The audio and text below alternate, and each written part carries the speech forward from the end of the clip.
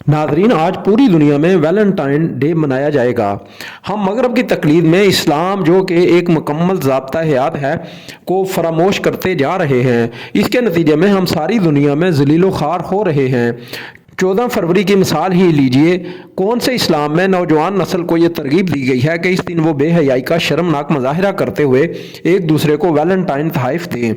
किस इस्लामी शख्सियत ने इस तरह की बेहुदा हरकत की इजाज़त दी?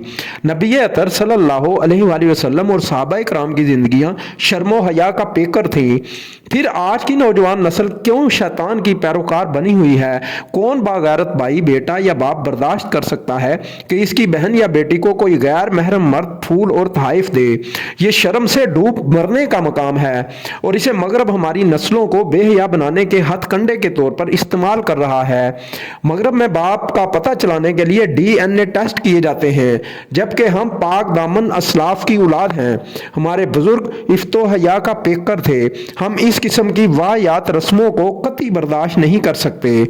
हमारे दीन में गैर महरम औरत की तरफ आंख उठाकर देखना भी गुनाह है। फिर तोहफे, तोहफ़े और फूल देने की गुंजाइश बाकी नहीं रहती। इस्लाम सादगी और हया का दर्स देता है, ना कि गैर महरम को फूल देने का। मुसलमानों का एक लिबरल तबका भी इस दिन को मनाने के हक में है, लेकिन ये आज़ाद ख्याल मुसलमान इस्लामी तालीमात से ना बलद हैं। इस तरह के लिबरल मुसलमानों को इस दिन के बैकग्राउंड के बारे में मालूमात हासिल करनी चाहिए। क्या इस्लाम में इस दिन का कोई तसव्वुर मौजूद है? जवाब यकीनन नफ़ी में है। फिर किस तरह ये आज़ाद और लिबरल मुसलमान इस बेहुदा दिन के मनाने के हामी हैं? एक जानिब हम अल्लाह और उसके रसूल की पैरवी की बातें करते हैं और हमारे अमाल यहूदियों, नसरानियों और हिंदुओं से मुशाबा हैं।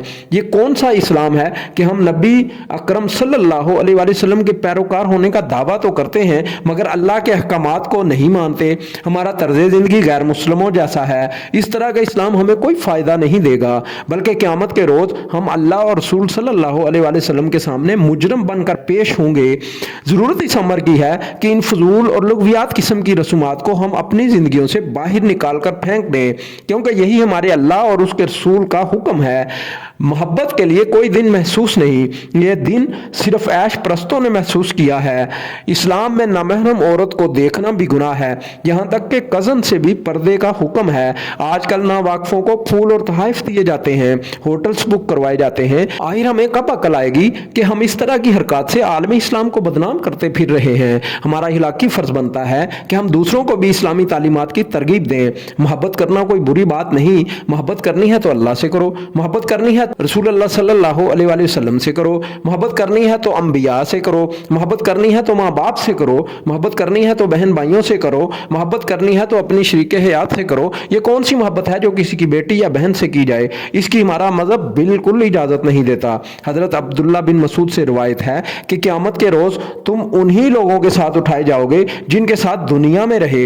अब फैसला नाज़रीन आपके इख्तियार में है कि वैलेंटाइन डे मनाकर आपने उन लोगों के साथ रोज़े क़यामत उठना है कि जो नेक और सालिहीन हों, या ऐसे लोगों के साथ उठना है जो आज वैलेंटाइन डे मनाने जा रहे हैं।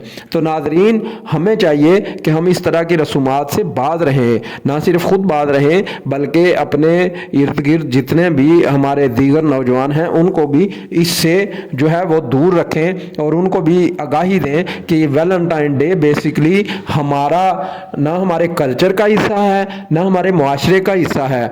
ये मगरब का एक फितना है और इस फितने से वो खुद को भी बचाएं और अब बाकी जो उनके दोस्त हैं, उनके जो दीगर जिनके साथ उनका बैठना उठना है, उनसे भी उनको भी इससे जो है बचाएं। नाज़रीन, हमें अपने इस इस्लामी मुआशरे को मज़ीद बेहतर बनाना है और हमें इसको बेहतर बनाने के लिए कोशिश करना होगी, और वो कोशिश यही है कि हम इस तरह की जो रसूमात हमारे मुआशरे के अंदर आ चुकी हैं इनसे हम ग्रेस करें। आप देखें कि हम शादी के फंक्शनों में कितनी ऐसी रसूमात की अदायगी करते हैं जिनका इस्लाम से कोई ताल्लुक़ ही नहीं है।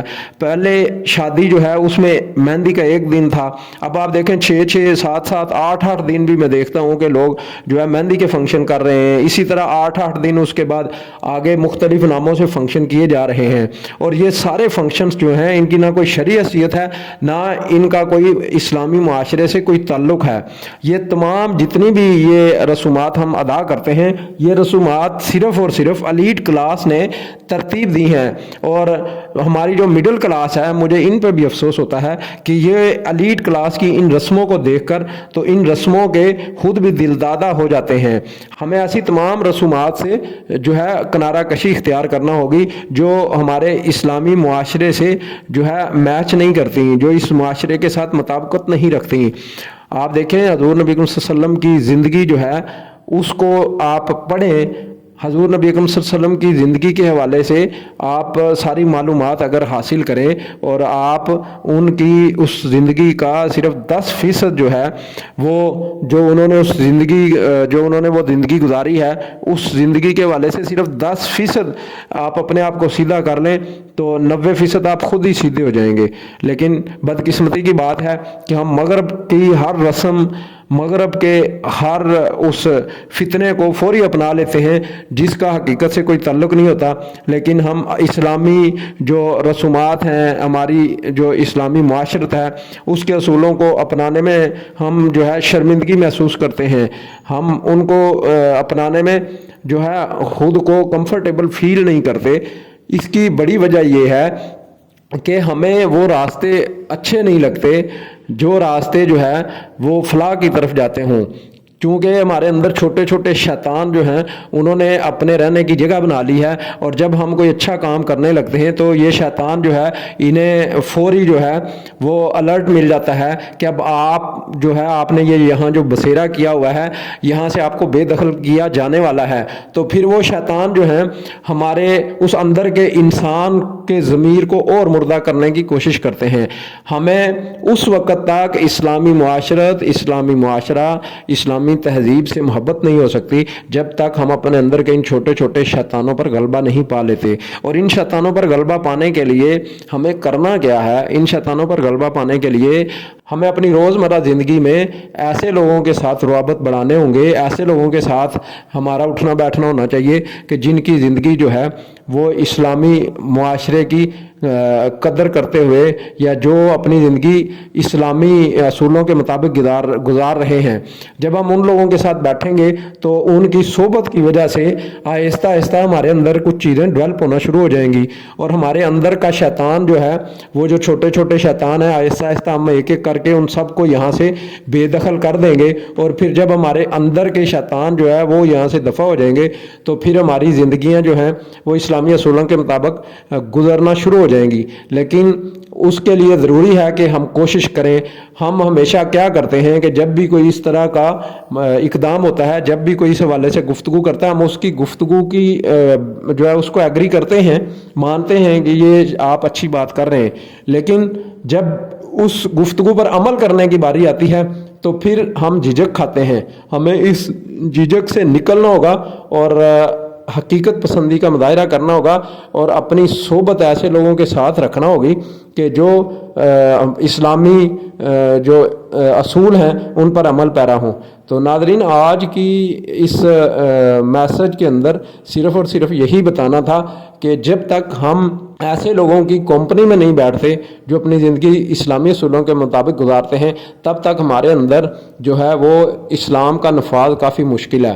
اور آج یہ جو ہماری پرابلمز ہیں وہ اسی وجہ سے ہیں کہ ہماری کمپنی میں ایسے لوگ نہیں ہیں جو مکمل طور پر اسلامی اصولوں کے مطابق اپنی زندگی گزار رہے ہوں، اور ہم ایسے لوگوں میں بیٹھتے ہیں جو ہماری طرح کے ہی ہیں، اور پھر یہی وجہ ہے کہ آج تک ہم اپنی زندگیوں کو سنوار نہیں سکے۔ ہماری زندگیوں میں آج بھی بیزاری کی کیفیت ہے، آج بھی ہم ہر روز صبح اٹھنے سے لے کر رات سونے تک جو ہے اپنی زندگی سے مطمئن نہیں ہیں، مسائل کے انبار لگے ہوئے ہیں، لیکن ہماری زندگیاں جو ہیں انہیں کوئی سکون میسر نہیں آ رہا۔ اس کی وجہ یہ ہے کہ ہم ایسے دوستوں کی کمپنی میں بیٹھتے ہیں جن کا اسلامی اصولوں کے ساتھ کوئی تعلق نہیں ہے، جن کی اپنی زندگیاں اسلامی اقدار کے مطابق گزر نہیں رہیں، تو اسی وجہ سے آج ہماری زندگیاں جو ہیں ان میں سکون نہیں ہے۔ تو اگر ہم اپنی زندگی میں سکون چاہتے ہیں تو ہمیں ویلنٹائن اور اس جیسے دیگر جتنے بھی غیر اسلامی جو نظام زندگی کے اصول ہیں ان سے خود کو کنارہ کش کرنا ہوگا، تو پھر ہماری زندگیوں میں اصول بھی جو ہے وہ نافذ ہوں گے، اور ساتھ ہی ساتھ ہماری زندگیوں میں سکون بھی آئے گا اور اطمینان قلب بھی ہمیں حاصل ہوگا۔ تو ناظرین، امید ہے کہ آپ ضرور سوچیں گے اور اپنی زندگیوں کو بہتر بنانے کی کوشش کریں گے۔ تو ناظرین، اسی کے ساتھ آج کی ویڈیو کا اختتام ہوتا ہے، اجازت دیجیے، انشاءاللہ حاضر ہوں گے اگلی ویڈیو میں۔ اللہ حافظ۔